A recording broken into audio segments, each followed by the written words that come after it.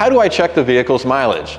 Mileage information is usually stored in the vehicle's instrument system, but it may also be located in the engine, body control module, transmission, or even across multiple systems.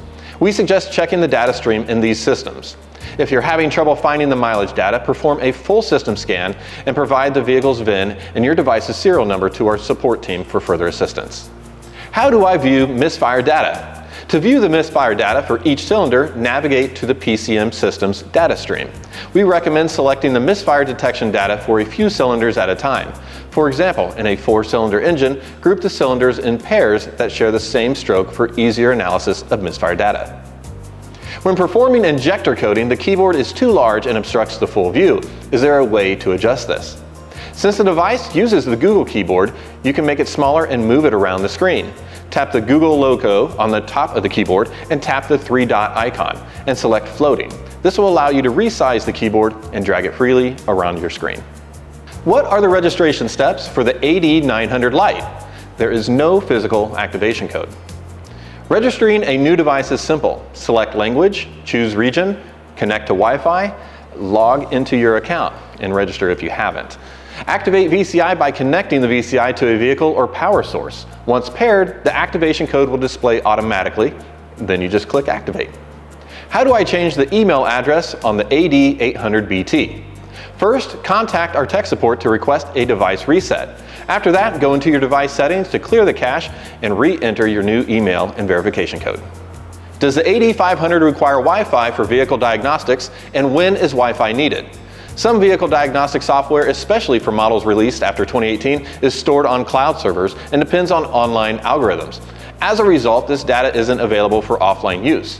When diagnosing these vehicles, your device will prompt you to connect to the internet. If you don't see a prompt but believe there's an issue, please reach out to our customer support team for assistance. Why do BT series battery testers show inconsistent readings, and how can more accurate readings be achieved? Our battery testers primarily use a discharge test, except for the BT20. And because charging and discharging are chemical reactions, the result can vary depending on when the test is performed.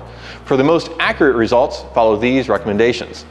Ensure the battery terminals have a solid connection and clean off any corrosion or rust before testing. If running multiple tests, wait at least 1 minute between each test and disconnect the tester from the battery.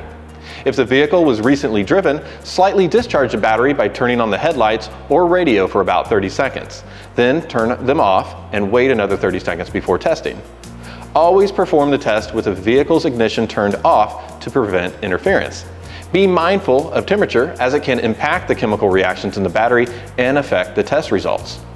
Use a reliable, high-quality battery brand to avoid inaccurate readings caused by lower quality batteries. Explain the vignetting effect. When does it occur, and how do you calibrate it? The vignetting effect happens when the optical system's barrel heats up, causing the lens edges to become warmer than the center, or when heat radiating from the barrel reaches the detector through the lens, making the edges of the image appear brighter than the center. This effect can be corrected through image calibration following the on-screen prompts, which adjust the brightness to darken the overly bright edges.